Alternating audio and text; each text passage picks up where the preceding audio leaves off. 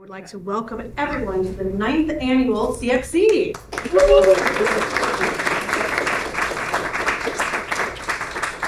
So I have a few announcements that I have been asked to make. One, very, very important, I would like to thank our sponsors, including the Greater Columbus Arts Council, the Ohio Arts Council, White Castle, the Columbus Foundation, UBS, the Japan Foundation, and all of our other sponsors that you can see on our website. So round of applause for the people who give us money. Of course, we'd not be able to do a free festival like this without our amazing sponsors. I do want to just mention that the restrooms are through those doors and to the left. We do have a gender-neutral restroom available, and the people down at the desk can help direct you to that. The Billie Ireland exhibitions, including Facing Feelings, The Art of Raina Telgemeier, is just opening up right now. It'll be open 1 to 5 today, but tomorrow it'll be open from 10 to 8, and then on Saturday and Sunday from 1 to 5 again. That is also free, the exhibitions. The behind the scenes tour registration will happen first thing tomorrow morning. You do have to come here and sign up on an old-fashioned piece of paper to get a behind-the-scenes tour. If you've already done it once or twice, we do ask that you let other people have a chance. They do always fill up. We'd love to do more. If only we could clone Caitlin McGurk and myself and others, we would be happy to do that, but that's the situation. We are opening now and for the rest of the events this afternoon an overflow room, so you all are here, no problem. But if the next talk or the one after you don't make it in, if it's full, we have an overflow room and the people at the desk downstairs can point you to that. I would like to take a minute here to acknowledge the land that the Ohio State University occupies is the ancestral and contemporary territory of the Shawnee, Potawatomi, Delaware, Miami, Peoria, Seneca, Wyandot, Ojibwe, and many other indigenous peoples. I want to acknowledge that Ohio State University has a lot of work to do in repairing the damage and destruction that it has caused. Specifically, the university resides on land ceded in the 1795 Treaty of Greenville and the forced removal of tribes through the Indian Removal Act of 1830. As we strive to honor the resiliency of these tribal nations and recognize the historical contexts that have and continue to affect American Indians, we recognize that we are visitors and hope to become gracious guests that honor Indigenous past, present, and future. We also explicitly recognize that this acknowledgement is only a small step in assuming the responsibilities and obligations of being settlers in this land that include research, reflection, and developing relationships of reciprocity with Indigenous peoples. Okay, now I am really excited to introduce our next speaker and the talk, The Art and Craft of Curating Anthologies and Crowdfunding. And I love this bio. I'm going to go ahead and read it. It'll just take a second. Diminutive freelance editor-at-large and the creator, editor, and curator of the Black Crown and off-register imprints, Shelly Bond has been driven to edit plus curate comic books, crush deadlines, and innovate for over a quarter century. She teaches comics editing at Portland State University and editing comics and self-publishing via Zoom. In May of this year, she released Fast Times in Comic Book Editing, the second part of her graphic memoir trilogy, to rave reviews from her mom and dad. And also, I saw that it raised, was it $62,000? It did. So we are very eager to hear what you can tell us about your experience editing and with crowdsourcing. All right, thank you. Great. Well, thank you for the introduction.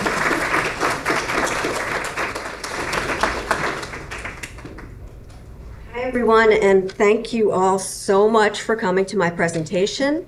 For those who are early, I'm long-winded. I don't do this for a living. I work from home like so many people, so apologies in advance. I've got a script. I'm going to follow it. But if you stay till the end, you might win one of these. These are the anthologies that I'm using as examples, and I don't want to take them home. They're heavy. So if you stay, you might win. Let's get started. As Jenny said so nicely, quoting my own words, thank you, Jenny, I've been a comic book editor since 1988. That means a lot of things. comic book editor is the greatest job that no one knew about until maybe the past 5 or 8 years.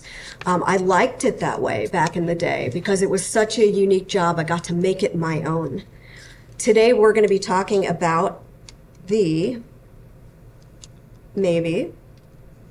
going to be talking about the art and craft of curating anthologies and crowdfunding. But first, here's a really quick backstory. If you don't know me, that's fine. Some people don't want to know me.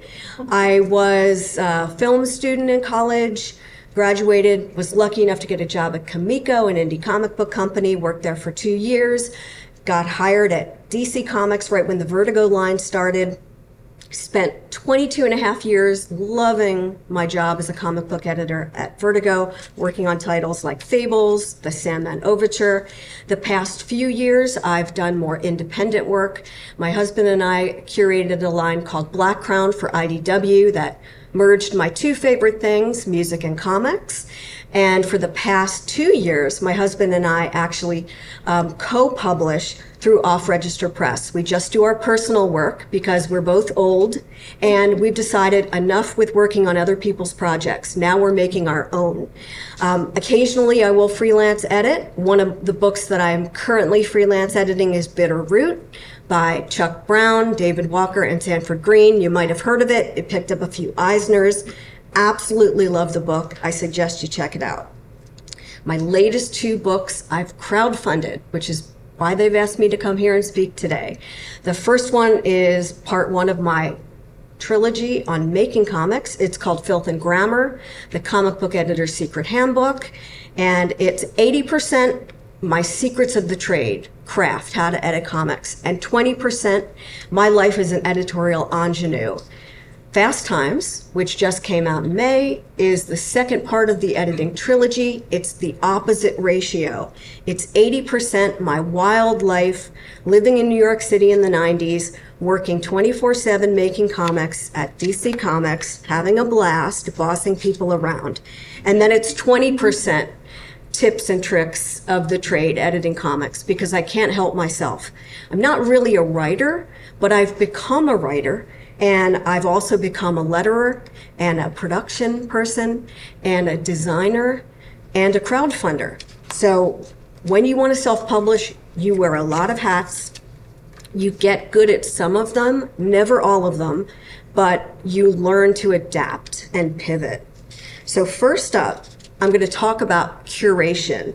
And curation is a word that was never really applied to the comic book editor until recent times.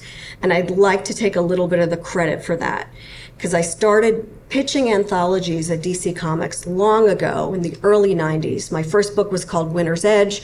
It was a collection of short comics between 5 and 7 pages that would sometimes just be self-contained, and other times they would actually promote a new series. I got addicted and started to doing many more anthologies in my later years, both for Black Crown and for my own personal work. So I'm going to focus on those today. But let me give you a quick definition from the dictionary. The action or process of selecting or organizing and looking after items in a collection or an exhibition, like in an art gallery. That's what curation is. So, case in point, as I said, I'm going to talk about 3 specific anthologies that I've worked on, and I've crowdfunded all of them through Kickstarter, but there are many other platforms, and I'm not a spokesperson for Kickstarter. So I'm just going to use the word crowdfunding because it's just a vast field. We are living in the greatest time to make comics because of crowdfunding, because anyone can do it. All right, we're going to start here talking about curation, and I want to make sure everyone leaves here with 5 curation tips. Some of the curation tips actually are duplicated with crowdfunding. This is just, a lot of this can be general knowledge, but as an editor, I'm always deconstructing things. So I like to break things down to their simplest terms so that you can actually just apply this information to curate your best anthology. So first of all, you need to choose a subject that is unlike anything else you've ever seen or fills a need in society or pop culture. So Femme Magnifique, for me, this was so important. It was my first crowdfunding project. I reached out to some friends who crowdfunded previously because I had no idea what it was or how I was going to do it. So Brian and Christy Miller of Hi-Fi Color Design were friends from being in comics for years. They did it. I wrote an introduction to their book on making and coloring comics. I reached out to them. So we raised $97,000 and it blew my mind. It was a lot of work, but we had an army of people to help us because an anthology means you're working with a lot of people. So as the editor of this anthology, the number one job I had was rallying the troops, but that comes later. When I chose this subject, I was absolutely adamant that there was a missed opportunity in 2016 when it came to the presidential election. Doesn't matter your politics. I'm a woman. I want a woman in charge because we're fierce. My reaction to that election was seeing vitriol around the world in comics. Everybody was upset. I wanted to celebrate women and all of our achievements. So that's when I got my friends together and came up with this idea. We were going to salute women in pop, politics, art, and science. And so to me, it was the perfect anthology. So I called it Femme Magnifique, but I wanted to get more specific because what does that mean? I knew what it meant to me. So I came up with a subtitle, 50 Magnificent Women Who Changed the World. So a tip I always give people for comics in general, if your title is common or boring, if you Google search it and 1,000 things come up, think again, come up with something original. And if you can't, or perhaps if somebody says you shouldn't, come up with a subtitle that gives you more context. It'll be something you can use when you crowdfund as well. Something else I like to say in the very beginning of putting together a list of things to remember. Put all of your expectations and your deadlines in writing. You will thank me later. Second tip, get organized. Okay, I'm old school, can you tell? I love writing with pens, markers. I am not an artist. I'm a frustrated graphic designer. My husband, who, by the way, I married my favorite comic book artist, lucky me. I live the dream. It's intimidating. He likes to remind me that I'm not an artist. Okay, I'm an editor. I'm an editor who always wanted to be a graphic designer, who likes to art direct, because editing is art directing. And you really should put on your dancing shoes and try every part of the process. You will learn the parlance. You will learn to talk to people who do the other jobs, the people that you boss around for a living. So anthologies can range anywhere from 10 pages to hundreds of pages and hundreds of contributors. The more lists you keep, the more organized you will be, but the number one thing you have to do is maintain those lists, and that's what I did constantly. There are other tools that I recommend, and one is called a book map. British people call it a flat plan. It's a look at the pages in your publication at a glance. It will save you every time. It will get you to work towards the page turn. That's the goal of reading a comic, right? So when you're editing a comic, you also want to be concerned with rhythm and flow. The other thing that you need, and it's so important to have, every stage of making comics, I tell my students, it's a dummy book.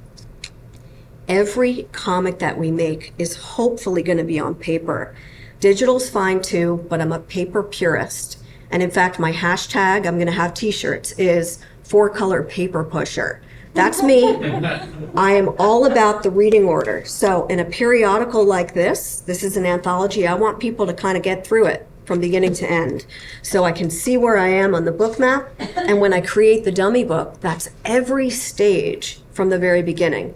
So once I get the idea, I'm going to use sleeves in a binder, or I'm just going to use paper and staple it.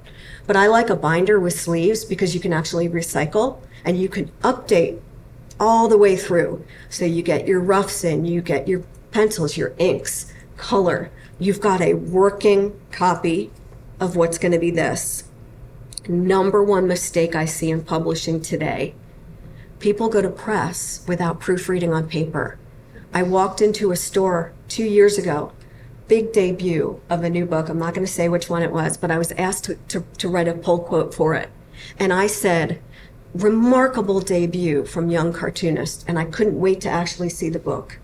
Well, I read the book digitally, and I guess so did the people that published it, because I couldn't read it when I picked it up on the shelf. The point size of the lettering was so small. Now, I am in my 50s, but it was too small. So I beg you, if anyone in this room wants to edit, make, curate, crowdfund, be a part of comics, always proofread work on paper. Oh, thank you. Thank you. Also, my weapon of choice is the red pen. Wield the red pen wisely. Choose your weapon wisely. All right, this is important stuff too. Variation is key. I'm going to say it again. Keep and maintain lists. So for Hey Amateur, which was an anthology that I did, that's right here that you might win. It's oversized too. That was my husband's idea. The concept was in one page, in 9 panels, tell me how to do something. And it can be practical or peculiar, because I didn't want it to just be boring. I definitely wanted a mix of subjects. So I wanted to put a list of the practical. And these are all real, by the way. How to survive a bear attack. That's a great one. Poop in the Woods. I didn't write that one, but I love that one by Maris Wicks. If you know her work, my God, it's perfect. I wanted peculiar. I did want some weird stuff because I make weird comics. I'm proud of that. So I have someone who wrote a story about defending yourself against vampires, training your doppelganger, being a badass goth. And then we had the arts. I broke it down to the culinary arts because let's face it, everybody is a chef or a cook. Everybody's a foodie except me. Too many allergies. And there's also performing arts. So I wanted a good balance. Also, you're in comics, you have friends in comics, you like making comics. Everybody wants to pitch me things about doing comics. So I had to be careful. How many should I put in the book? So I thought 4 was a good amount. So we've got a couple there. Also, I wanted people in comics to share their secret skills. So, you have someone like Gail Simone, or Gail Simone is known for breaking the internet. So that's what she pitched me, and I couldn't wait for her to write that for this book. There are also people that are super into pets. I'm allergic, no pets in the family. I did not want to have a bias about that. So I did tell people, sure, pitch me something about herding cats, clipping toenails on a cat. Operative thing here is you keep your list, you keep a balance, maintain a balance, not just in subject matter, but you need to always hire the right people for the job. And that means people who are going to show up and do the work, but always think about a diverse mix of creatives. You not only want to ask seasoned pros and newcomers, but you kind of want to mix things up. And I'd like to say that I think that's one of the things that still gets me excited about comics. It's not people pitching me a team, not coming to me and saying, hey, I have a friend I work with. It's me saying, there's a new writer and I want him to work with Simon Bisley. And the new writer would be like, I can't write for Simon Bisley. I'm like, you will, or you're not hired. So I love pushing writers out of their comfort zones and pairing them up with unexpected people, showing them that by who they're writing for, it could change the game for themselves and also for my book. So I want to show something new. I don't want to just have Simon Bisley do some kind of biker, Lobo-looking character. I want Simon Bisley to draw a book about training a doppelganger because that was weird. And he even said to me, Bond, that's really weird, but I'm going to do it because it's weird. That's the kind of reputation you want in comics. Also, you want to think globally. If you've read any of my work from Vertigo, you know that Vertigo always championed new voices. We always tried hard to get people from different backgrounds, gender orientation, women from foreign countries that maybe we didn't even know about, that they were making comics there. So I continue that in all my work because it means a lot to me. Vary subject matter in theme and category, art style and tone. That's important too. Curating in an anthology means there's a balance. You don't want every story to be very cool tone, very blue or purple in color. You also don't want every story to be super stylized or super comic booky, pop art. You really want to have a nice range. This is a sample of the bio pages in Femme Magnifique. These are 2. We've got 6 pages. That's how many people worked in this book. At a glance, you can see we did our best trying to bring in a really good assortment of people from all over the world, from all different backgrounds and age ranges. I had a 16-year-old writer who wrote about when she studied ballet. She wanted to salute Misty Copeland, who was the first African-American ballet dancer for the American Ballet Institute. 5 curation tips. I'm going to keep going. Create a rhythm. All right, if you know me at all, you know I'm a huge fan of David Bowie. Discovered him at overnight camp, Rebel on the radio. Haven't been the same since. I look at curating as being a DJ. You really need to create a rhythm. You have to keep the reader invested because there's a lot of starting and stopping when you're going from short stories, whether it's a 1-pager, a 3-pager, a 10-pager. So for my anthologies, I like to give a page count. There are other editors who don't, and I find that problematic because stories can grow and grow and grow. When you give someone a template and a page count, you know that they have to have a beginning, a middle, and an end, and you also know where your pages are going to fall in the book map. So creating a rhythm is so, so important. Sorry, I will get back to this in a second. In heavy rotation, I'll go back here so you can stare at a still from Bowie's DJ video, which is on a limited edition record that I had to have. So heavy rotation, this is my anthology where I was also reacting to the pandemic. Remember that? 2021, I was bored. I wanted to make comics. So I reached out to some fellow DJ friends from college. So in college, I worked at a very cool, what they called new music radio station, where we did lots of music from England and just lots of like really alternative synth pop, etc. So I called some DJ friends who were not writers and I said, hey, let's make a comic together. And so we did. I brought in some artists that I knew from comics. So that's a great example of bringing in people from different backgrounds and putting them together with artists who I thought could bring out the best in them. And I edited the hell out of these writers' works. And it made me feel really good because most of them were better DJs than I was.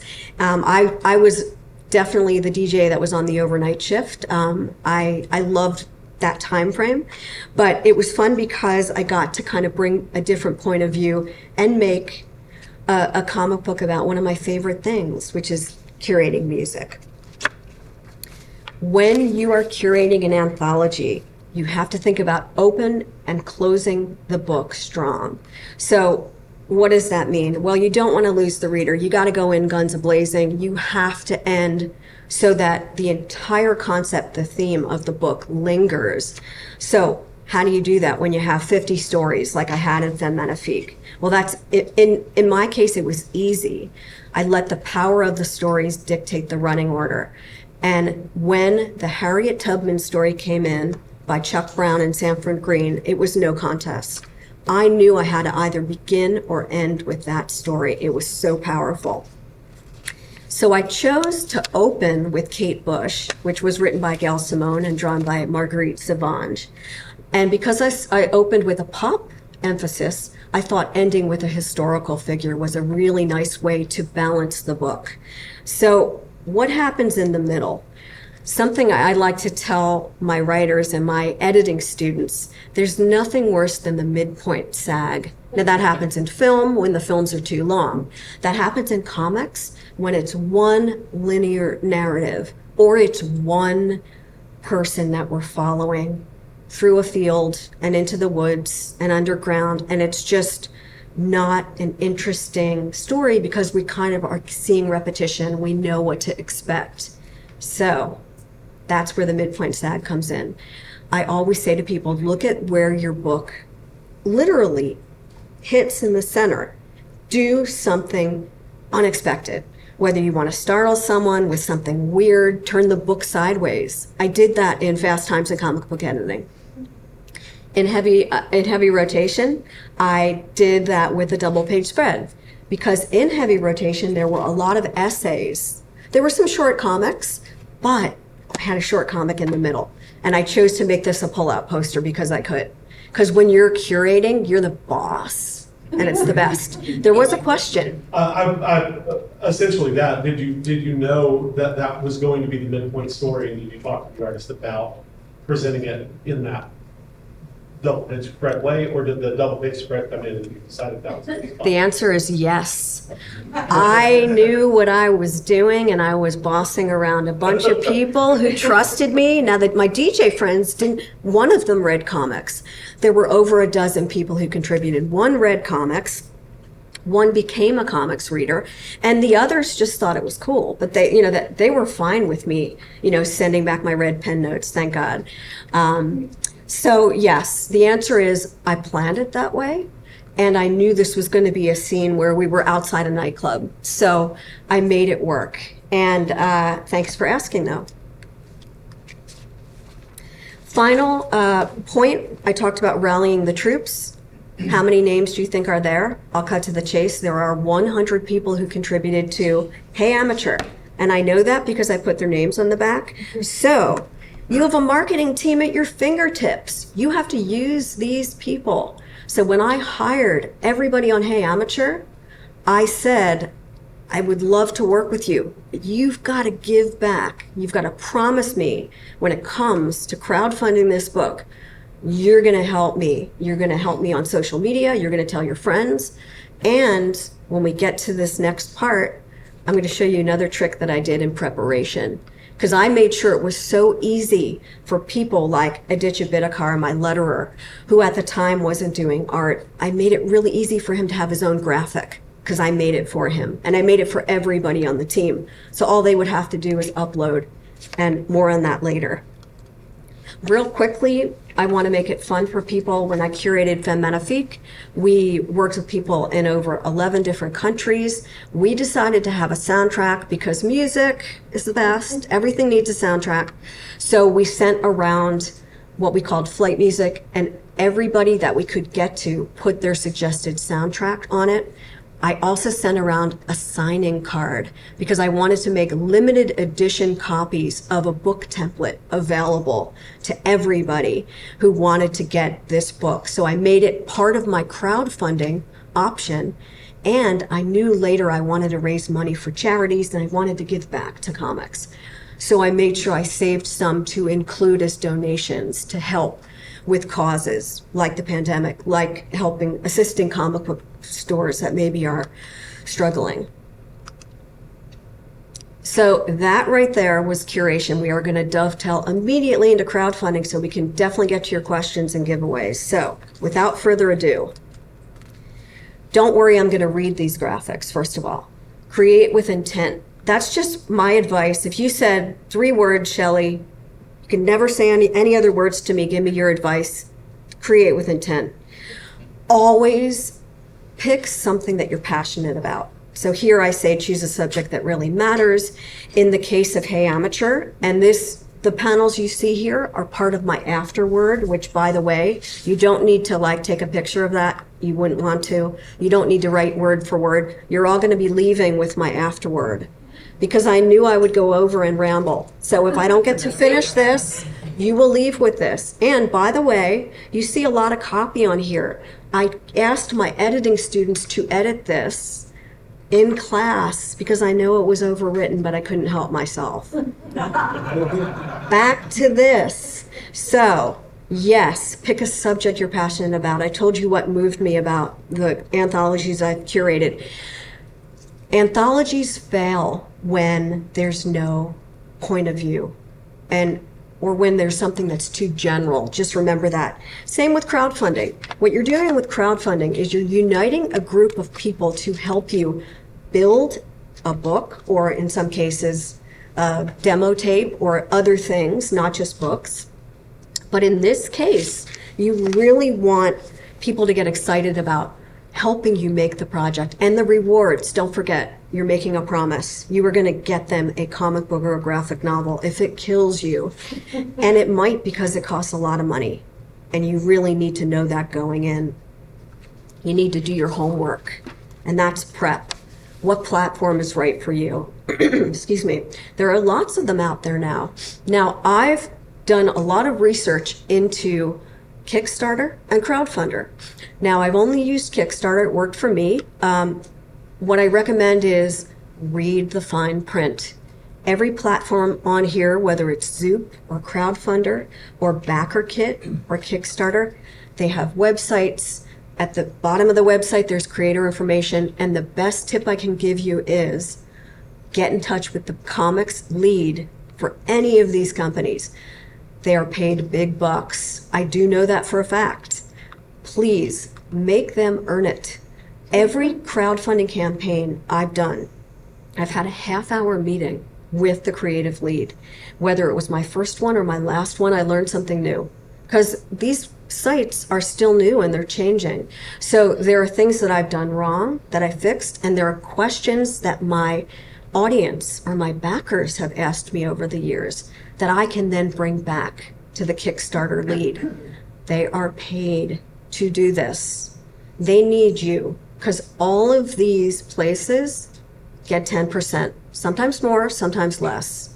So know that going in. You don't have to be rich. You don't have to have a trust fund. You don't have to have rich parents, but you really should have some capital. Now, for me, my last couple of books, I'm not ashamed to say this, I sold some artwork because I didn't have that nest egg to pay the artist to get started. And you really should be at least 50 to 75% done with your book before you launch. Otherwise, you might end up with a whole bunch of people who don't deliver. That's the easiest way to lose your audience. And what you're trying to do is build an audience here. So you have to be truthful and honest and stay in touch with your backers. We'll get to that in a little bit. Do the math. Who likes math? Who likes math? Oh my God. Okay, 3 people. Okay, great. All right, so my son who plays the drums, we told him he could be a rock star. He's taking economics and he's minoring in music industry. He knows the math. I do not. But you really do need to set reasonable financial goals so you don't need to raid your Swiss bank account. Always add 10%, maybe 20% if you're really bad at math. Or if you're like me, my number one mistake in every single crowdfunding project I've done, too much merch. I'm a sticker freak. Love stickers. Come to my booth over the weekend. You will see proof. My husband loves them too. We spend way too much money through Sticker Mule and Sticky Brand, our 2 favorites. But stickers aren't that expensive to make. And they don't add to the postage. Because when you're fulfilling, it's the postage that might kill you. Believe me. Math, funding allocation. Again, websites will give you a whole lot of information. Quick breakdown. The one in the upper left, that's my recent book, Fast Times. Content, 35%. Page rates, you want to be fair. You're working with people that are professionals, $300 a page. They get that or more. Sometimes you can barter, and there are people who I work with who, for some reason, want me to edit their work. So, like, we'll do a trade. So I'll ask an artist to do a page of pencils for me, and I will give them the equivalent of my editing services. Or perhaps somebody is a social media person. They give me 6 hours of their time helping me with my graphics. I'll give them 6 hours of my editing time proofreading their magnum opus. So that's a good thing to do with crowdfunding. You're in a community. That's also key. So look at the people around you. When you actually launch your campaign, there are other people that are launching at the same time. Get to know them, but only back and support the campaigns that you think your audience will like. A lot of people come to me and say, hey, can you promote my campaign? I know your work. Maybe they really don't. And I want to be very careful. I don't want to overwhelm my own audience. So if somebody whose comics are I don't know, maybe more like explicit than mine. Maybe they're borderline too racy for me and my readers. I'm kind of my latest books are T for teen because I want to promote making comics. I'm not going to support someone who's a little bit more into the TNA stuff. Be careful because you are growing an audience. You want to be true to them and you want to be upfront. Some math. Oh my God. I know I'm running out of time, but postage costs go up all the time. You can project, okay, it costs me, no lie, this book, it's heavy. I print in Korea, beautiful, beautiful printing, great paper, $21 in 2020 to ship this to England. And a lot of the artists I work with are British and writers, a lot of fans there, costs a lot of money. So they might want the digital version, and I want to still make books. So you really have to check out postal rates. They change all the time. Even something like this, whoever wins this, it's not a light read. It's a great paper stock. Weigh your material. Boxes, packaging, all cost money. Anticipate trouble. What could possibly go wrong? Everything from if you put too many extra rewards into your campaign, it's going to get unwieldy and your lists are going to have lists and you already have trouble maintaining lists. So don't do that. Also be careful about shipping. Things break. In the early days, people did a lot of mugs. Oh my God, don't do mugs. Honestly, don't do mugs. It's a bad idea. T-shirts can be fun, but think about it, sizing. Not everybody is one size. I am a big fan of t-shirts, and when I do them, I make sure there are tiny t-shirts for the little people, the diminutive editor at large. Think about it.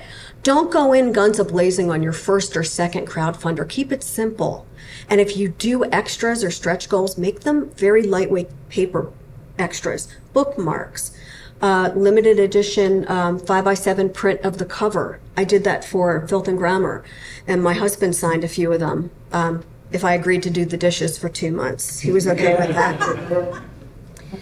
So the dreaded plateau, halfway through the campaign, or sooner in the case of Hey Amateur, believe it or not, my funding goal didn't move. So I went into it with, I needed $30,000 to make this book, no lie. And think about all these people. It was like one-page stories. There were like over, I think, 60.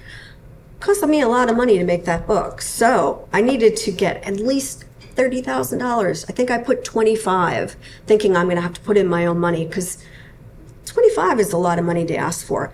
Well, after the first 48 hours, even though we funded, it wasn't moving. And I honestly needed to make more than that. So I had to really hustle, and I had to come up with interesting ways to get the word out, spread the word about the book I'm making. So here I say, discuss new ways to amplify the sluggish funding. And phoning a friend is a big one. This is Neil Gaiman. I worked with Neil Gaiman for over 30 years. He owed me favors. I was his editor. He owed me favors because I got his comic out on time, The Sandman. I was the assistant editor since, well, I started in 1992 and I worked with him through the end of Vertigo. So I was like, Neil, can you help, please? He's got a lot of followers. In addition to that, you have to hustle. So while you're crowdfunding, it's like a day job. So a couple people told me to reach out to YouTubers. I wasn't very familiar with like the YouTube scene, but there were people who did DIY, and that was great for Hey Amateur because it wasn't just about comics, it was about making things, whether it's crafts or fixing a clogged sink or changing a tire. Ultimately, you need to know and grow your audience. This is just a quick snapshot. You don't even need to know what it says. That was my list a month before I crowdfunded. Okay, so just know you have to really be organized. I knew how far along I was, and I knew what I was doing. Now, you also, again, want to rally the troops, and, again, that's an easy one. You already have all these people who have agreed to do it when they signed up for your project, and you're paying them, by the way. So you pay them the money to do their work, and this is part of the gig, helping to promote and putting the fun in crowdfunding. Ouch. I wasn't going to say that, but I had to say that. So here's what I did in preparation. I said I was a frustrated art director. I wasn't kidding. I designed these graphics. And if you use Photoshop or Illustrator, you probably know that once you do a template, it's really easy to substitute both the image of the creator on the left and a sample of their work on the right. So you get this done early. Not only that, you set a schedule and you look at the calendar week and you say, okay, 10 people are going to promote on social media on Monday, and 10 on Tuesday, 10 on Wednesday. Everybody gets a day of the week for each week. That's how you do a crowdfunder, because that's how you're sure that you're not doing all the heavy lifting yourself and you're reaching everybody's audience. That's why an anthology is a great crowdfunding project. You customize it and again, set up the posting schedule. So the 5 crowdfunding tips, I'm going to say you deliver on your promise. That's a big one. With anything you do in life, come on, try to teach my son that. Deliver on your promises. So here's the book. Well, there's always going to be a delay. Guess what? The pandemic hit when Hey Amateur came back from the printer, no lie, March of 2020. I went to the dock of Los Angeles and picked up 1,700 of these hardcover and softcover, and they're heavy. And I had to fulfill them myself because that's what I do. I, as a self-publisher, my husband and I are a fulfillment company, and he does all of the fancy things because he's the artist, and I use my hands and I get them dirty with red ink when I edit and when I pack and stuff boxes. So it's a hustle, but I love it. I grew up in a family business. I'm used to it. But it's a big job. If that's not your thing, there are fulfillment companies. So there's help for you there. Prepare backer updates. You want to keep your audience up to date. Good news, bad news. Good news, the book was supposed to be delivered on time. Bad news, there was a paper shortage, and there still is. The best thing you can do now is make sure that your backers who paid good money to invest in your project know there's going to be a delay. They will love you. Not because of the delay, but because you're being straight about it. Don't hide. I do updates like the one you just saw when I was feeling fancy, and these. These are just like quick, less than 200 words, 1 to 3 images. I like to write them as an FAQ because I kind of like when can I expect my reward? People want to know when are they getting the goods. Avoid too much copy. That's my favorite sticker. I've made it and given it to my students. I think I'm ready for Q&A. Go for it. Questions, bring them on.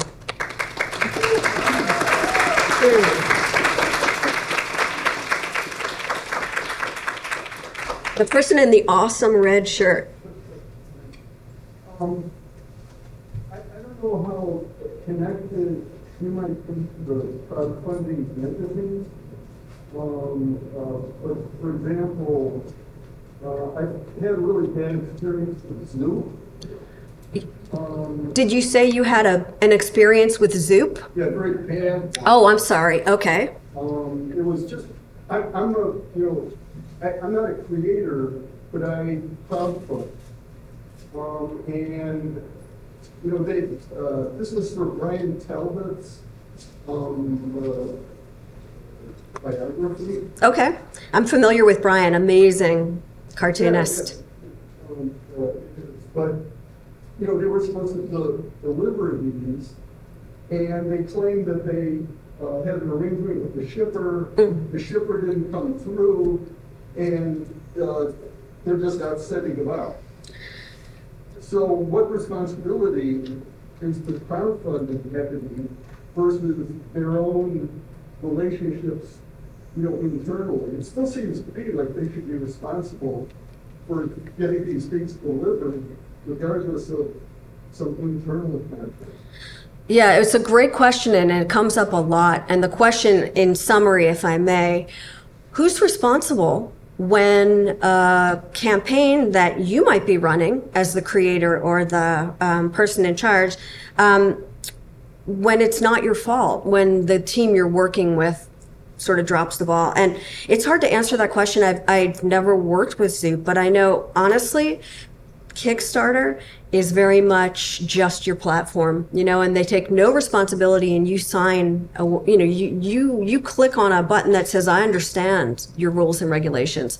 So it's on you. Sadly, I don't condone that, by the way. And I don't work with people that are not straight up and don't deliver. So I'm sorry that happened to you. And I have to tell you that it's disappointing, but you owe it to your backers to find out what went wrong and how to fix it, and hopefully Zoop or the people you crowdfund with will step up and help you. Next question, man in the orange shirt. Just wondering, I noticed that some of the books you held up are hardcover. How do you decide what the format, like how do you decide how many pages you want to do, or hardcover, softcover, or whether it's color or black and white? Like, do you have a system or something to decide what format you want to do? The question is, how do you decide what format, page count, style, design? My answer, and I mean this from the bottom of my heart, is like, you do you when you're a curator. It's your baby, go with your gut. What kinds of things do you like to read? Do you like to see? And then think outside the box. Like, what is not on the shelf right now? Like, there might be 10 books that are like called horror anthologies. To me, I'd be like, well, big what kind of horror? Like, is it specifically body horror, or is it just like retro 80s movie kitsch horror? Be specific. Take your interests and the kind of things you like in terms of what you like to read and the type of art you like. And that's when you start to build and curate and design your own message and voice. I'm afraid that we're running out of time, and I do want to give away these books. So I'll take a question and I'll just give them away. Let's go for it. Front row. As a person who would like to contribute work to more anthologies, what is your what do you think is the most preferred way to how to reach out to curators? Well, the question is, how do you reach out to curators? Listen, it is very tough. I'm not going to kid you, but get visible. If you don't have a landing page or you're not on social media, that's a problem, because people like me, when I'm putting these books together, I'm looking for new voices. I want to have a new vision. I want new people as part of my crew. So what I can say is, people don't like when you tweet at them. So give them a reason to follow you. Do cool things, post cool art. Don't make it just be about the sell, like, oh, I want to work for you. Show them that you've got what it takes. And, it doesn't hurt to say respectfully, are you looking for ideas? I mean, people can just say no or ignore you, but most of the time, I am constantly looking for the next interesting art idea or topic. I'm going to give you this just for asking a great question, and hope you enjoy it. Question in the back. The person in the blue. Give a heads up about if you are interested in looking for anthologies. There is a great thing called Creator Resource on Twitter. It's at Creator Resource. You can join their Discord, and they list all their open calls in there. And also at Anthology Conics posts open calls for anthologies. So people who are not maybe haven't had enough experience to get curated into somebody else's work. Lauren, I think you were just trying to get a free copy of this, weren't you? Oh my God, Lauren, you're so rude. Lauren, you shouldn't have done that. Okay, the person in front of Lauren, you've just won this. I can answer a quick question, and then I'm just going to give this away to the person who can name my favorite Bowie song. But after this question. Oh, my question was, I haven't worked with other people yet. I haven't done a big anthology, but I self-published my own stuff. It is heartbreaking when art is lost. So whenever you're doing a print order, for these massive orders that you have, how do you account for lost mail? How do you account for lost mail? Well, let me tell you something. It happens a lot, and it's frustrating. You get pretty chummy with your post office, and as self-publishers, we do work with our own software, and we work with Shippo, we work with USPS. You have to file claims. Sadly, these things happen, and honestly, I always resend I have to wrap up in just a second, but I'm desperate for someone to guess my favorite Bowie song. Who's got it? Right here? City? No, but thank you. It was a good try. Anyone? Fantastic Voyage. No, but that was a pretty. I'm going to give it to you because that was a brilliant guess, because this is the cover to Lodger, Fantastic Voyage. My favorite Bowie song is Station to Station. And if you want to hear me ramble more, I'm doing a spotlight panel. I'll be interviewed by that amazing person in the back, Lauren McCubbin, who will get a free copy of Hey Amateur Maybe. If she's nice to me at my spotlight panel on Saturday, please come. I will have more free things to give away, and thank you so much for coming to my panel.